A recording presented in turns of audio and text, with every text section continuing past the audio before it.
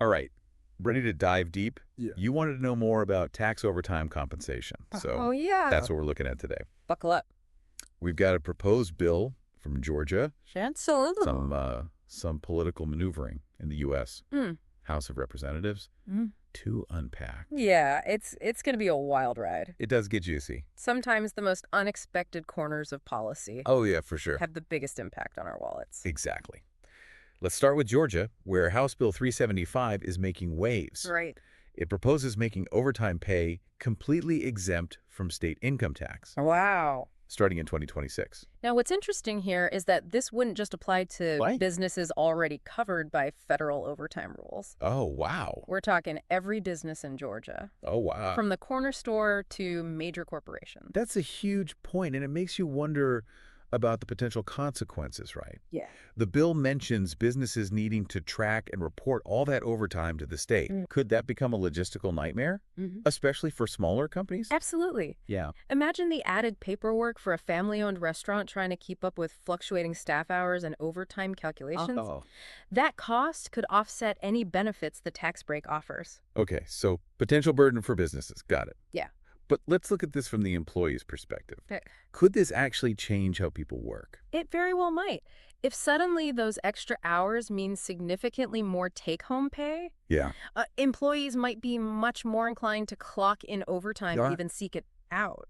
Yeah. And that, in turn, could lead to more disputes with employers about what qualifies as overtime under the Fair Labor Standards Act. That's a really interesting ripple effect I hadn't considered. Almost like a chain reaction where this seemingly simple tax change ends up reshaping the whole employer-employee dynamic. Exactly. And it could get even more complex. Think about this. Companies might start switching some salaried employees to hourly rates just to take advantage of this tax break. We could see a real shift in how work is structured in Georgia. Wow. I'm already seeing how this deep dive is going to make me look at my own paychecks differently. Yeah. But we've got another piece of the puzzle here. Okay. That news article about the House of Representatives passing a budget blueprint. Tell me, what's the connection to our Georgia overtime saga? Well, this budget blueprint potentially paves the way for some of President Trump's key objectives, Okay. including tax cuts at the federal level. Now, we don't have the specifics yet, Right. but this raises a crucial question. How might federal tax reforms interact with what Georgia is trying to do? So it's almost like a tug of war between state and federal policies, and we're caught in the middle trying to predict who's going to pull harder. Exactly. The impact of Georgia's tax break could be amplified or diminished depending on what happens at the federal level. Wow. And this House vote was a nail-biter full of political drama and last-minute swings. Representative Spartz even changed her vote after a phone call from President Trump himself. Talk about high stakes. It really shows how interconnected these seemingly separate political events can be. Yeah. But I'm still trying to wrap my head around the bigger picture. How does this federal budget blueprint influence the whole landscape of overtime pay and taxes? Well, think of it this way. The federal budget blueprint sets the stage for the nation's financial priorities. Okay. If it emphasizes tax cuts broadly, it could create an environment where Georgia's overtime exemption looks even more attractive to both workers and businesses. Makes sense. But I also remember that news article mentioning some tension within the Republican Party itself about these potential cuts. Right. What's the backstory there? You've hit on a key point. Not all Republicans are on board with deep spending cuts. There's a faction that prioritizes what they call fiscal conservatism. Okay. They see reducing government spending and balancing the budget as absolutely essential. They argue it's about protecting future generations from the burden of debt. So the long view of economic health. Yeah. But wouldn't slashing certain programs hurt people in the here and now? Precisely. That's the counter-argument from other Republicans, Right. especially those representing districts heavily reliant on government programs like Medicaid. Right. They're worried about the immediate human cost of these cuts. It's almost like a philosophical divide then. Yeah. Not just about numbers, but about what you prioritize, Well. future stability versus taking care of people today. No easy answers there. Exactly. And that internal debate within the Republican Party could have ripple effects on how these tax policies actually play out, Right. both at the federal level and down in Georgia. Okay, so we've got this complex interplay between federal and state decisions. Yeah. But let's zoom back in on that Georgia bill for a moment. Okay. If businesses have to report all this overtime data to the state, Wouldn't that be a goldmine of information for economists? Absolutely. The state would essentially be collecting real-time data on how this tax change affects worker behavior. Well, business practices in the overall economy. Right. We could see whether it truly incentivizes overtime work, if it leads to more disputes, or even if it prompts companies to restructure jobs. So Georgia could become like a test case for the whole country. If it works out well there, maybe other states would jump on the bandwagon? It's very possible. Yeah. But we also have to consider the potential downsides for Georgia. Like what? What if this tax break leads to a significant drop in state revenue? Oh. Could that impact funding for crucial services? And if businesses find the reporting burden too onerous, could it stifle economic growth? It's a gamble then. A high-stakes experiment with both potential rewards and risks. It is.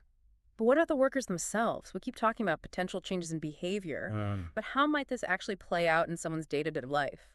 Imagine you're a single parent working an hourly job. Okay. Suddenly, the prospect of putting in extra hours becomes much more appealing. Because that overtime pay is less taxed. You might be able to afford childcare, put more food on the table, or even start saving for your future.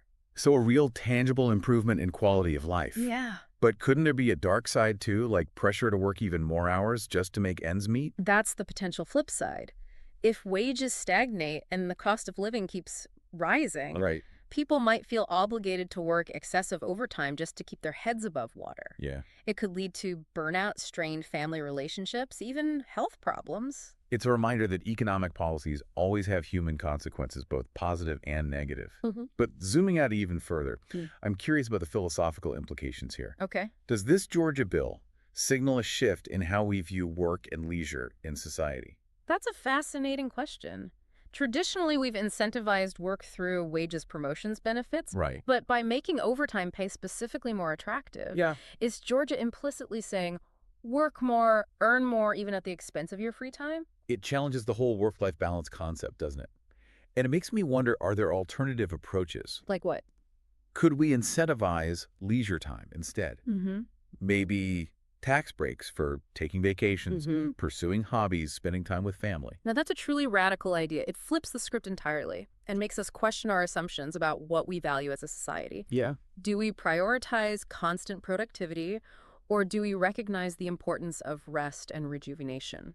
I feel like we've stumbled into a whole other deep dive here, but I love it. It's amazing how this seemingly simple idea of tweaking overtime tax can open up such profound questions about work life and what really matters. That's the power of thoughtful exploration. We start with one thread and end up unraveling a whole tapestry of interconnected ideas. It really highlights how even seemingly dry policy topics can spark these big picture reflections.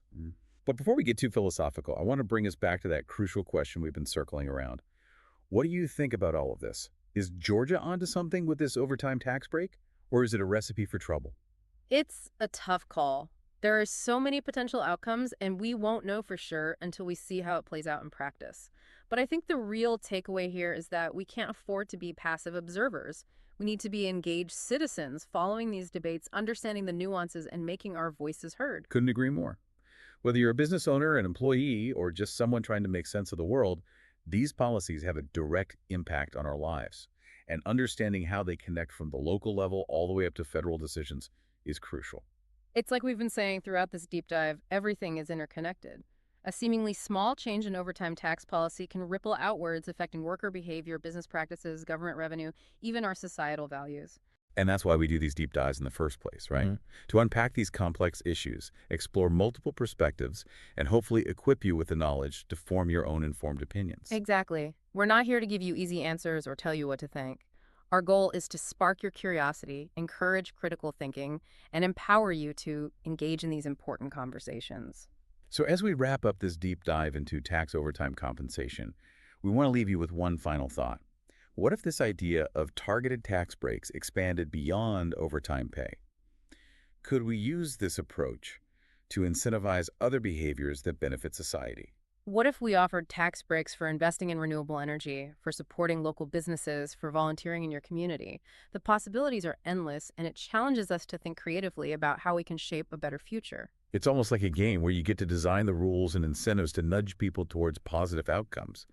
But of course, it requires careful consideration weighing potential benefits against unintended consequences. And that's where your critical thinking comes in. We encourage you to continue exploring these ideas, discussing them with friends and family, even reaching out to your elected officials to share your perspective, because ultimately the future is shaped by those who engage in the process. Thank you for joining us on this deep dive. We hope it's given you new insights, sparked some life.